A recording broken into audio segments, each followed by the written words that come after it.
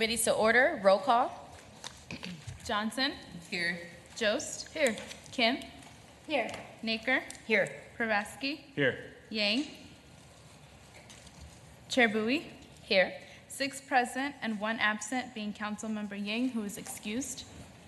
Wonderful. Well, good afternoon, everyone. Thank you for all being here, for my colleagues and also people who are here to present. This is the first convening of the Public Safety Committee, and I'm just so proud of the work that we did to bring this committee, establish this committee to ensure that public safety is continuous conversation and dialogue amongst this council. Real quickly, I just wanted to share that, public safety is one of the most visible aspects of our job in our constituents, and this committee really allows us to have regular and transparent discussions and programs and policies and across the board. So as we are ensuring that resources are going towards to shape what the public safety committee is going to look like, it's important that we engage our department heads, engage our community partners, engage our staff and our experts as well. So we're going to get started. Our first item on the agenda is bringing awareness to the National Gun Violence Awareness Month, which is going to be presented by the Office of Neighborhood Safety. We have Director Blickey here, who had also invited a series of community partners in making sure that we have a community-first public safety approach when it comes to decreasing our community violence in the neighborhoods. So, Director Blickey. Good afternoon, council members, council president, and board chair. I would love to introduce and have the members that work with our community and our neighborhood safety community council that do work around gun prevention and gun violence to come forward. They'll show a little bit about their organization. So if you guys could step forward. So DJ and Moms Demand Action, Urban Village, Hired, all the folks. State your name, come forward. Elpis.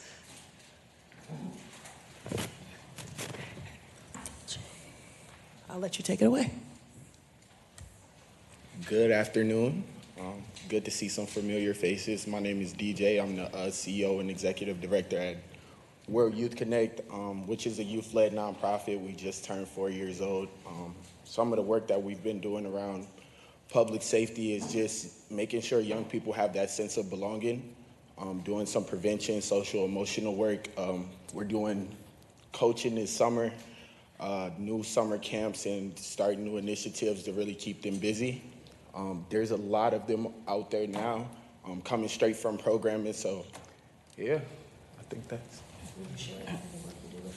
Oh yeah, of course. So, one project around data collection with Harvard and the Office of Neighborhood Safety was training young people up to be community members and really just show what they feel is important as far as safety in community. So they got to go out and were trained to really talk about the things that they find are important and push themselves to connect with other people. Through that, we found out that young people want more opportunities. They want more resources to really get out in community. Yeah. Thank you, DJ. Thank you, everyone, for having us. My name is Rachel Groskarth, and I'm the Director of Youth Programs at Hired. But I have the opportunity to actually work with these young people from World Youth Connect. We have Rayvon here, who's part of our group, and Marissa, who is one of our co-leads of the group. So we have a campaign called Safe Streets, Save Lives. And over the last year and a half, we've had about 20 community sessions, conversations, activities in the community. Last month, May, we're in June right now. In May, the young people had the opportunity to present at the National Youth Employment Coalition, the annual forum that was held here in Minneapolis. They presented a workshop to about 35 individuals, shared their work, and their project won the Innovative Program Award, so a national recognition for that.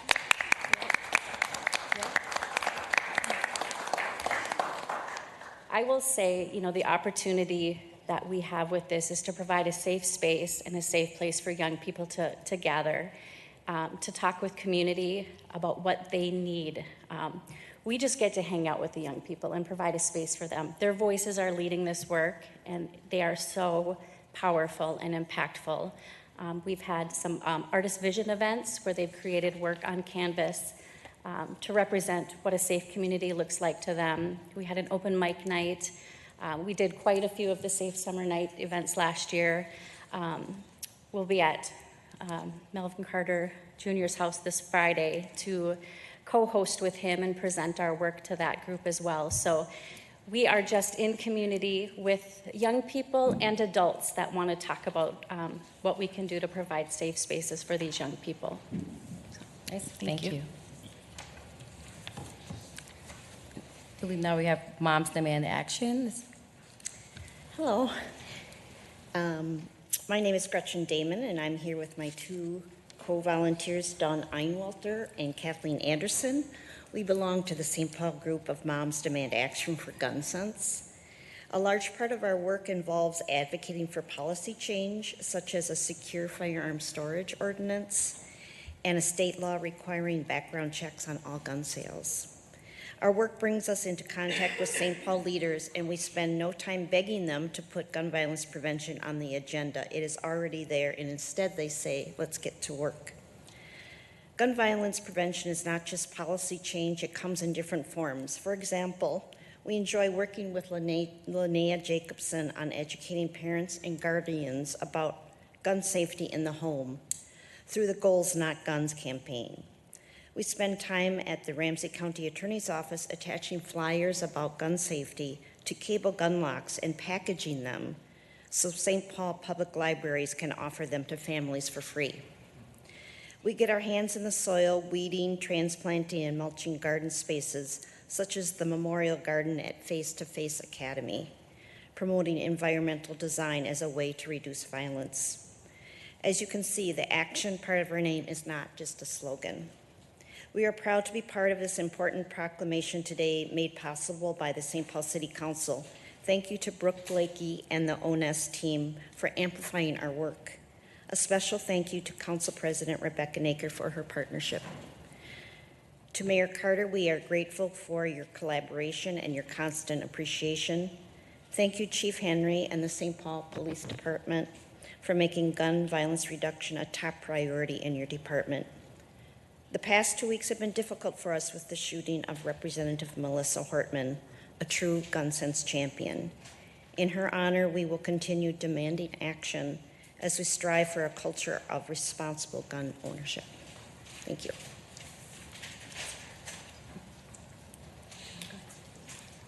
Hi, I'm Dawn Einwalter, and I'm also on the NSCC. And in combination with my work through Moms Demand Action, I am deeply honored to work with all the people in this room and on something that we all care about, which is public safety. I'm constantly pushed out of my comfort zone, and I've gotten used to that. It's actually something I learned from, and we're going to be pushed out of our comfort zone again this weekend because we're going to be tabling at the Hmong International Freedom Festival for the first time, not in our red shirts, but in blue and gray, which is our Be Smart program. Hope to see you there. Thank you. So we also want to just make sure we have enough time because there's a series of organizations. So we're going to ask for 2 minutes per organization, if that's okay, Director Blakey. So the next one, if you could introduce your name, the organization, and the impact that you're making in the neighborhoods. Yeah. Hi, everybody. My name's Carly Miller. I work for the Urban Village. I'm one team member of a team of 4 representing us today, but our work with ONS is supporting Karen or Gagnon and Karenni youth in East St. Paul, but also greater Minnesota. Our goal is a lot of these young people were either really, really young when they transitioned and moved to Minnesota from refugee camps or Myanmar or Thailand, or were born here. And so we're trying to really provide cultural preservation, connection to identity, as well as just space to learn more about their background and what's happening back home in Myanmar. So our youth, we offer tutoring services as well as one-to-one mentorship where youth are connected with a mentor from the community that speaks their language, is either in college or a young adult that's experienced what it's like to be Gagnon and Minnesotan or Karenni and Minnesotan. And the ONS department has backed us to really get involved in our schools and to remind our young people that whatever their wildest dreams are, we are just here to accompany and support them and try to make sure that they have access to what their needs, and that parents also are getting access, those that don't speak the English language, that they know what their kids are up to, how we can support them, and to just make sure that they're ready for the future, whatever that might be. So we're grateful for ONS, hoping to continue that partnership, and thank you all today.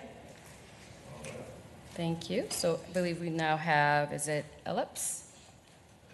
Opus, excuse me. Yeah, hi, thank you. My name is Paul Ramser. I'm the Executive Director of Elpis Enterprises. It's a job training program in St. Paul for youth experiencing homelessness.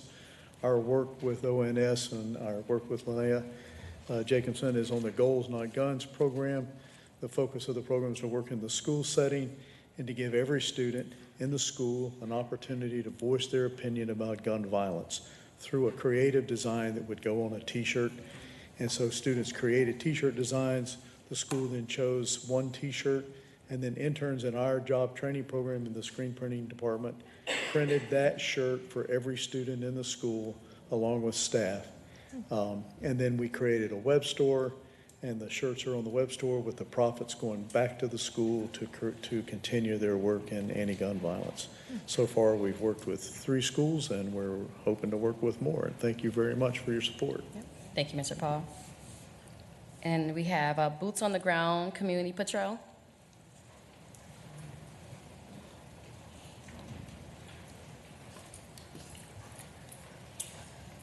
Good afternoon to this body. My name is Larry McPherson, and my organization is Boots on the Ground Community Patrol. And these are my 2 chiefs on the side of me here. And our thing is for this organization is to be crime interrupters as well as slash de-escalators. And what I mean by that is that we intervene before a crime happened, and if not possible, in some instances, it's already done started, so we have to try to de-escalate it. If we cannot, then we call 911. We are not the police. But I want to say thank you to this body. I want to say thank you to ONS and my boss over there, Ms. Leanna Jacobson. And I want to say thank you to Mayor Carter and to all the city officials that is here at present and those that is not present. And that's it. Thank you. Thank you. Thank you so much, Director Blakey. If you have any closing remarks at all. I do not. Sounds good. Sounds like a plan. So just want to share with my colleagues that this is a resolution that we're reviewing today as we're honoring all of the community partners, but during the city council meeting is when we'll officially adopt that resolution. Is there any questions at all, questions or discussions before we move forward? Thanks, Chair Blue. Councilmember First Nicker. of all, really excited to be sitting at this table in this formation as the Public Safety Committee, and I want to thank you for your leadership in getting us to this point and creating this committee. And mostly just to the partners who are here today, I want to say a huge thank you. It's so inspiring to see you, to see how many of you there are, to see your different levels of expertise, and to see your commitment to community safety. And we could not do it without you. So thank you so, so much. Wonderful. And also just want to share, I really appreciate just seeing the range of partnerships and the range of populations that's served when it comes to our community for public safety. And also, thank you, Director Blakey. I know what's been a continuous thread, what I've heard today is that everyone has said they have been teaching the city, and like the education and the learning across the spectrum has been really important when we talk about how we're actually, setting programs and policies and recommendations on how to make our city safer. And to also hear that we are nationally awarded programs is a really great highlight to that as well. So appreciate you for your time. So we're gonna get going to the next agenda item. I think it's set. Yep. The second item for discussion is staff report 25-114, Safe Summer Nights events. So we have Commander McCabe here from the St. Paul Police Department on Safe Summer Nights events. We'll just have a chance to talk about the events that's happening in our. Have a good one. Thank you, thank you. Sorry, I'm trying to just make sure because we have our HRA meeting coming up, so.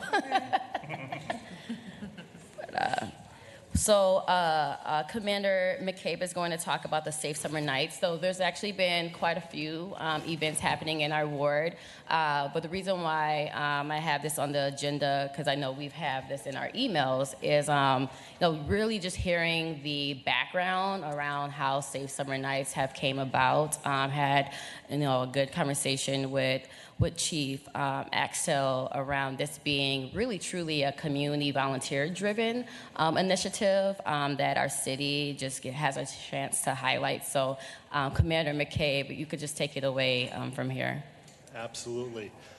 Council members, committee chair, and council president, thank you for this opportunity. I come with regrets of Assistant Chief Paul Ford. He had a family issue that he needed to address last minute. So he reached out. I'm Commander Dave McCabe. I'm in charge of the Community Partnerships and Outreach Unit. Several months ago, I transferred from the Western District Patrol Operations. And I bring that up because Safe Summer Nights isn't just a community partnership and outreach unit opportunity. It's really a citywide effort with all our police officers in every unit that we have in the city. So if you've been out there before, you've seen, we have every specialty unit represented, from the bomb squad where they can see the little robot driving around, to our big command post, to the SWAT team, but also our police explorers, our police cadets. Our explorers are our high school age, a group, and then we have our cadets who are more of our college age group as well. So it's really a big partnership amongst the department to make this happen. But it was established 12 years ago.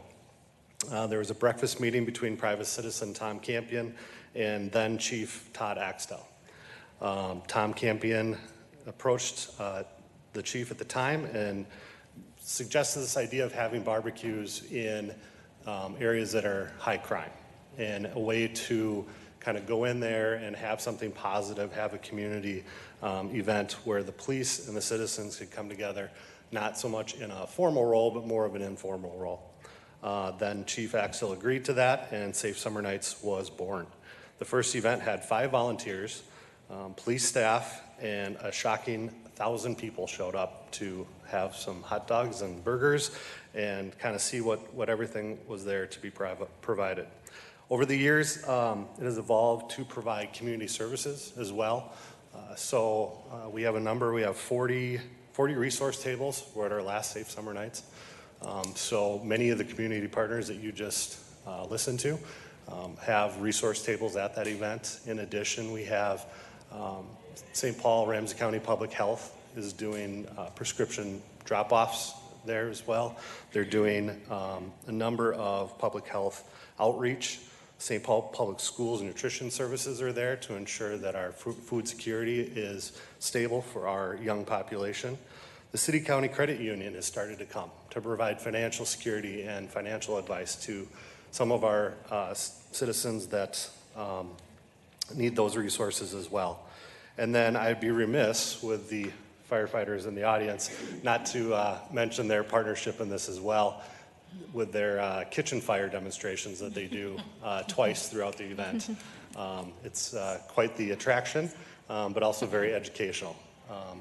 And I can tell you with Safe Summer Nights being hosted at Hillcrest Rec last year, my children participated and they still talk about the grease fire. So thank you guys, it's wonderful. They constantly correct us in the kitchen. So our partnership is also with St. Paul Parks and Rec. It's important to note that we host these activities at the rec centers and at various rec centers throughout the city. We do our best to ensure that different areas of the city are, seen, addressed, and we have the opportunity to really kind of get out there. The neighborhood comes out, the kids come out, the schools come out and participate. and really kind of bring everything together. And it's a great opportunity to showcase all the many resources that we have throughout the city and the department and through our other city partners. Thank you. Any questions or discussions from any council members? Council Member Naker? Thanks, Chair Bowie. I love the story of how this got started. I actually didn't know that story, and it's such a St. Paul story. You know, someone has a great idea, they have breakfast with the chief, next thing you know, we have an ongoing community event. I think it's a good lesson learned that you can always start something with an idea. I'm curious, I think I know the answer to this, but is Safe Summer Nights completely privately funded? So it's a combination of private funds through the St. Paul Police Foundation, and then a lot of our department operations funds come through the JAG grant, so our community outreach is. Do you happen to know, and if not, it's okay, but I'm curious what level of, how much money we're talking about from the foundation? I mean, I assume it's a significant investment. I would say significant. I don't have that exact number. Yeah. It's I just think really admirable that that's something that our community is essentially coming together to provide for one another. Absolutely. So looking forward to the events this summer. Mm-hmm. Yeah, I am going to just hold my follow-up questions, particularly to the point of around the public and private funding.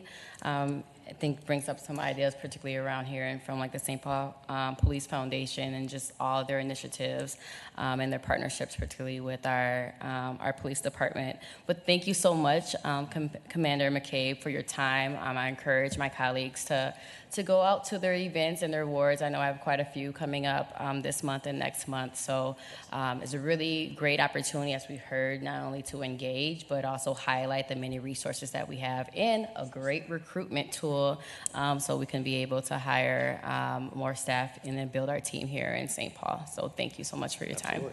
Very welcome. Wonderful. So our next item on the agenda is recruitment and retention. Mm-hmm. Okay. So we have Assistant Fire Chief Jeremiah Melquist here.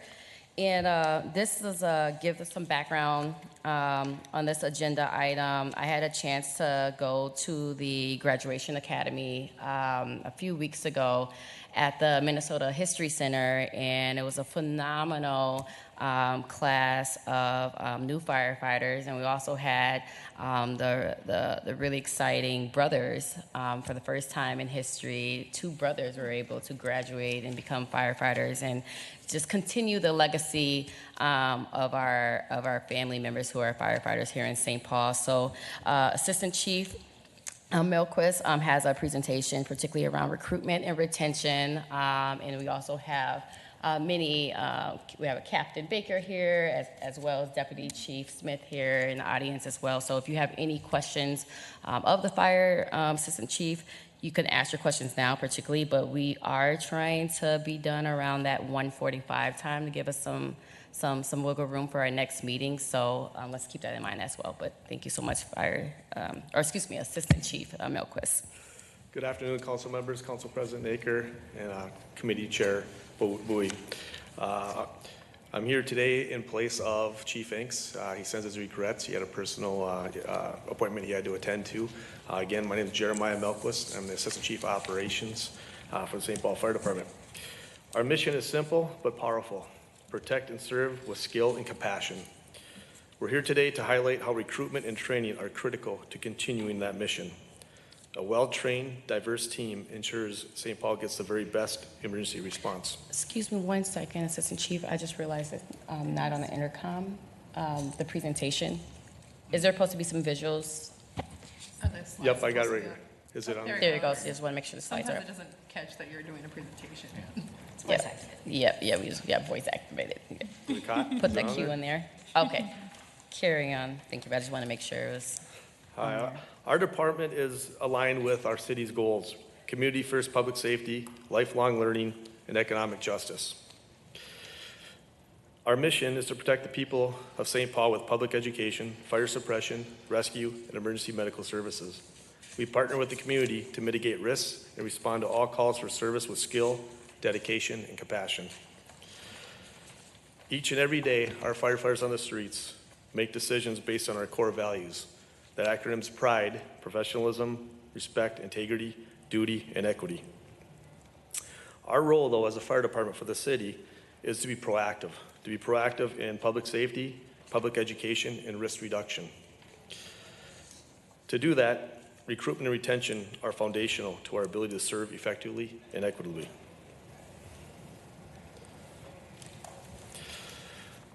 What you see now is a map of our city and the wards.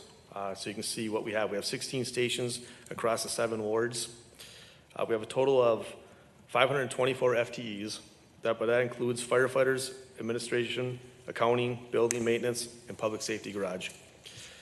Of that 524, we have 457 total firefighters. We also have 34 basic life support division and CARES response employees.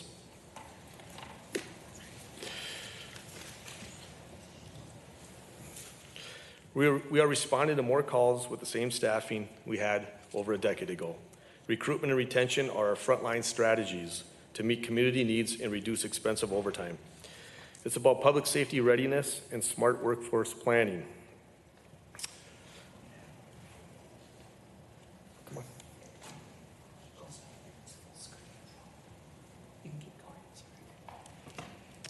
on. We face increasing service demands and retirements and long-term leaves, unfortunately. We find it vital that we mirror the communities we serve, and investing in recruitment is investing in St. Paul's safety and equity. As you can see from the slide that's up there now, in 10 years, our EMS runs alone increased by over 20,000 incidents. That's 65% over 10 years, and generally we see 5 to 7% increase annually. If you forecast that out, look at the 2034, we can expect 72 to 75,000 EMS runs to go along with our 12 to 15,000 fire runs.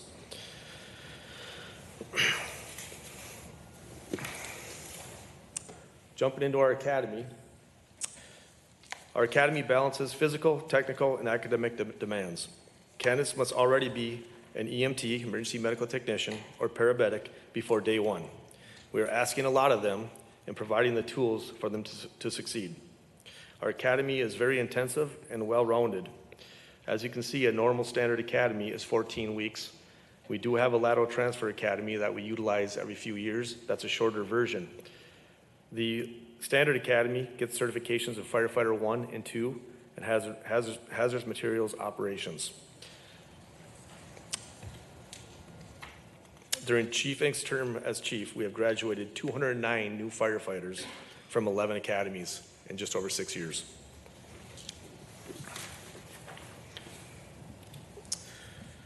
Our graduation rate is no accident. We proactively prepare candidates even before they start. This approach strengthens success and retention, especially for underrepresented groups. Our high graduation rate reflects strong prep work. These support systems start well before day 1. We aim to further improve readiness by extending lead time and academy duration. One example of that is Twin Cities Female Firefighter Fitness. They work with females to prepare them to take the test, be successful in passing the test, and then prepare them for the academy so that they can be successful through our 14-week academy. Without this, I don't believe we'd have the increase in numbers that we do have in female firefighters. Excuse me, Assistant Chief. Yes, Chair. I have a question. Can you give the acronyms of the affinity groups? There's TCF3, Firefighters United, and Los Bomberos. If you can give a little background on those organizations or those groups. Yep, so TCF3 is the Twin Cities Female Firefighter Fitness Group. It's an all-female group that meets monthly. It does workouts, has Q&A sessions, and travels around the metro. It's not just specifically for St. Paul Fire Department. It's for females in firefighting departments all around the metro to try to improve and encourage females to apply and jump into this career. Firefighters United, that's our African American advocacy group. They're very strong here in St. Paul, led by Captain Baker. Los Bomberos, that is our Latino group. They also are strong. It's a little bit newer, but they're strong and very passionate about recruiting and retaining their members.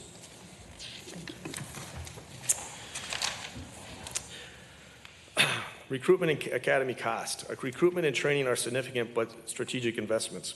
We save far more by hiring the right person the first time. And we reduce overtime and burnout when staffing stays stable. Recruiting a firefighter is not just about exams. It's gear, it's testing, it's onboarding, and it all adds up. Every dollar spent ensures a well-prepared, mission-aligned hire. A lot of the advertising outreach money you see up there now goes for newspapers, radio stations, ads with EMS and firefighter groups to attend community events, open houses, and hold or offer informational sessions. We're using more on-duty personnel to try to minimize the cost it takes to put on an open exam.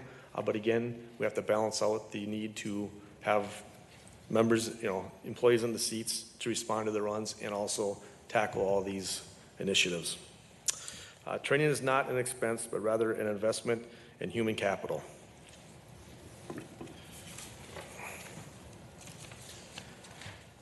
Payroll is a major driver. Candidates are paid from day one. We bring instructors off shift, off the 24-hour shift, and put them on a 40-hour shift, and they work as the instructor to student 5-to-1 ratio.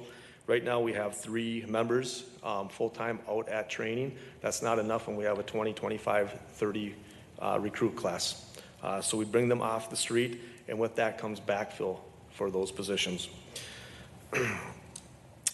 It would be more beneficial if in the future, and visioning out, if we had a larger, stronger contingent as a permanent training staff, and we won't have to bring firefighters off the street for academies.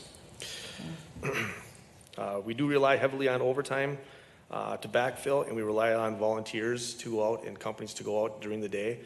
This is neither sustainable nor scalable.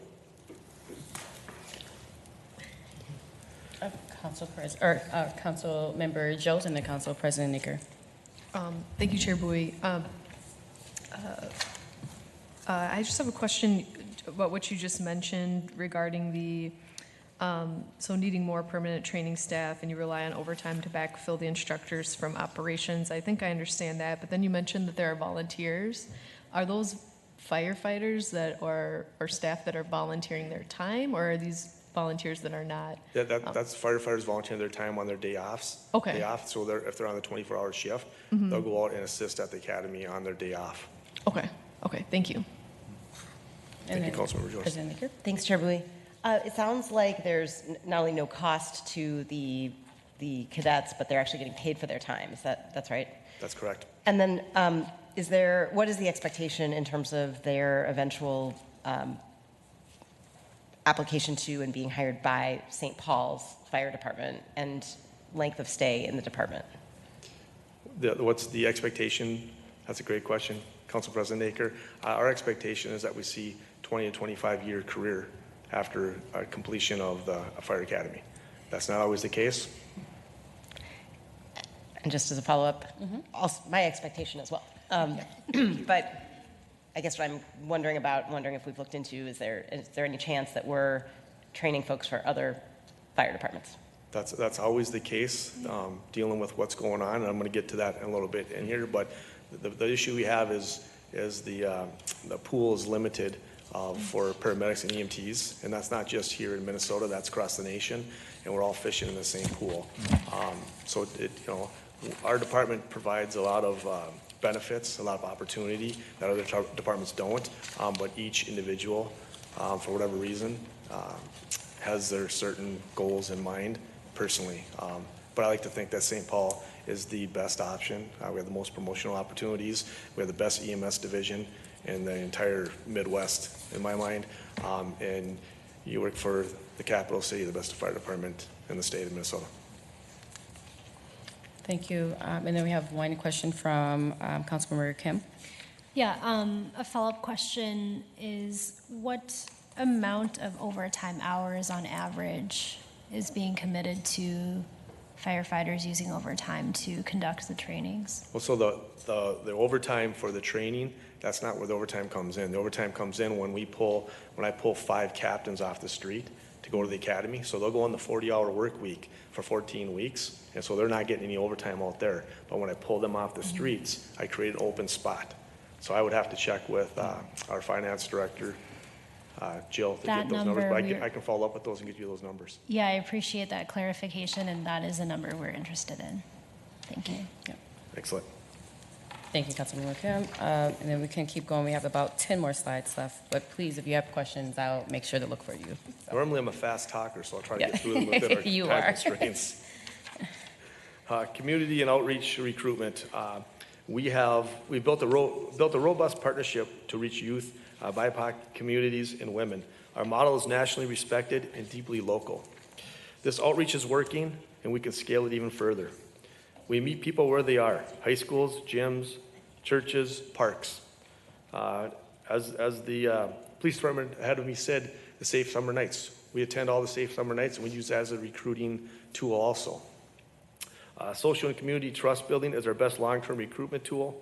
You can see we have partnerships with St. Paul Public Schools, the Curran Organization of Minnesota, HAP, Urban Village, local colleges, social media campaigns, and then the TCF3, Firefighters United, and many more. We're working with HR to make the hiring process faster and more inclusive. Previously, in my 25 years, we had a test, or almost a 5-year gap between hiring lists and tests. I took a test in 1998. I was hired in the first class in 2000. I don't think the next test was until 2005, 2006. You're talking 7 years between tests. It's hard to keep people who are interested in the job when you got to wait that long for an opportunity to get on the fire department. Lateral hires can address paramedic shortages without diluting standards. It's a tool that we have used in the past and we're presently using right now.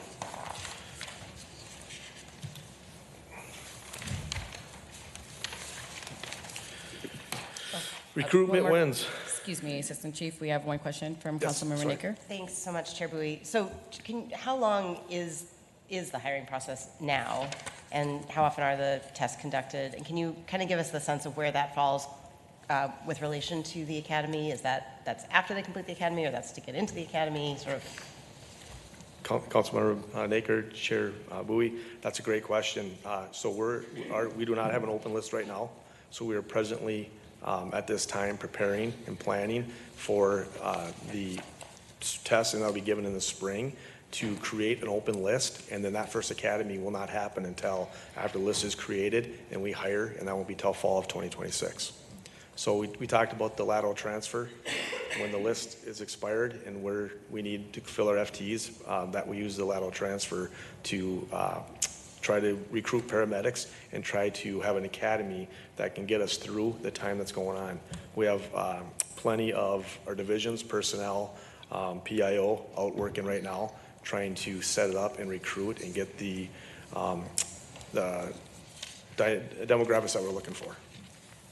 So it's a long term. So it's a test, then the academy, then hired. It's a test. You get hired into the academy. So on day one in the academy, they're our employee.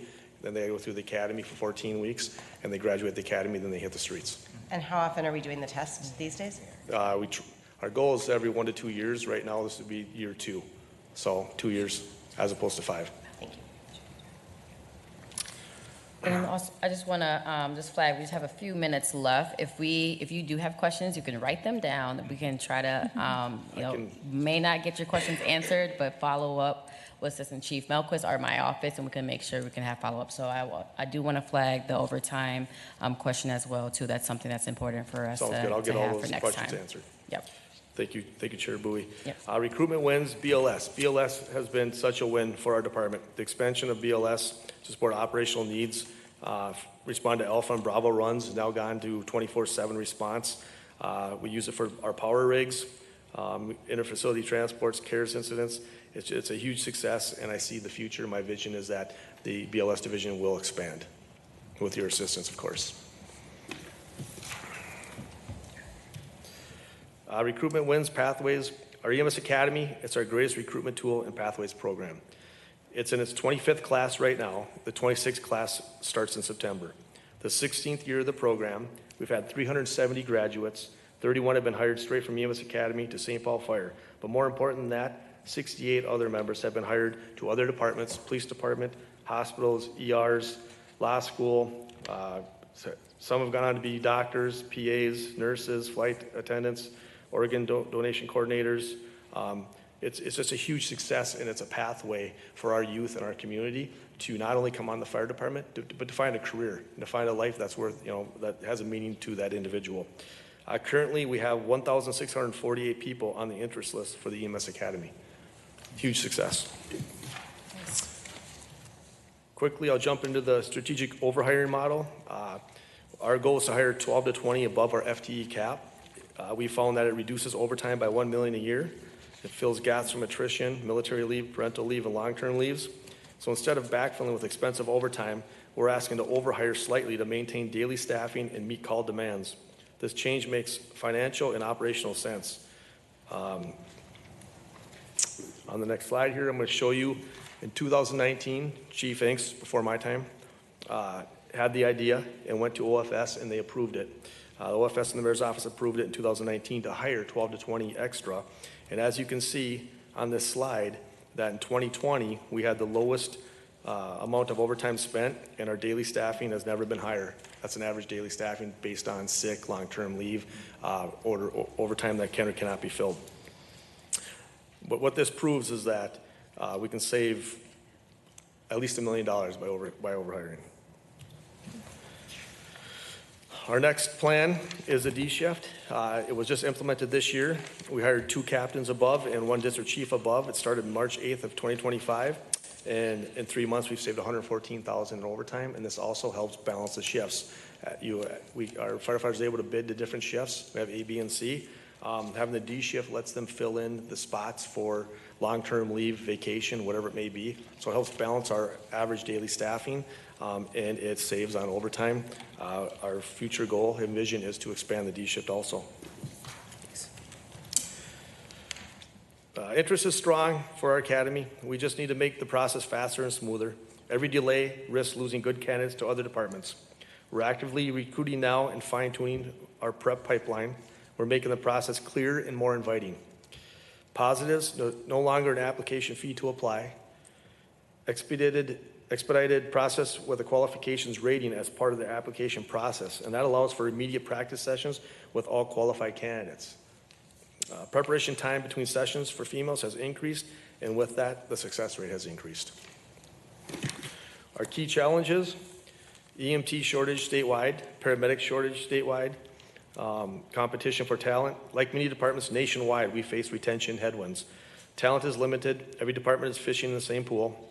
We need more modern facilities and equipment to remain competitive. Give you an example.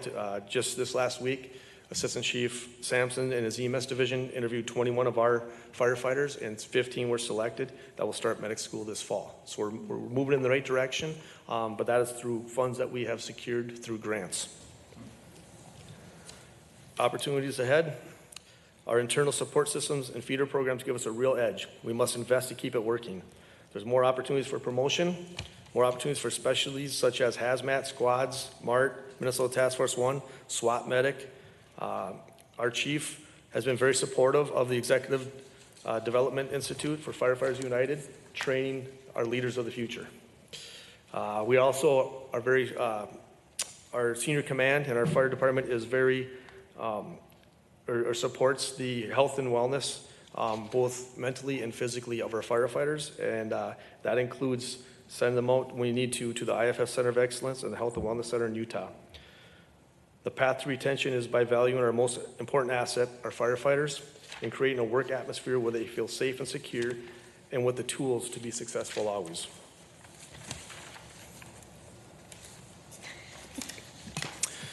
In conclusion, you like that picture? Thank you. We're asking for your support to invest smartly in people. More staff now equals fewer staffing issues, less overtime, and a department that reflects the community it serves. In 25 minutes, you've seen how we recruit, train, and retain. We're asking for smart investments in people, planning, and places. Thank you. Wonderful. Any questions, discussions, highlights?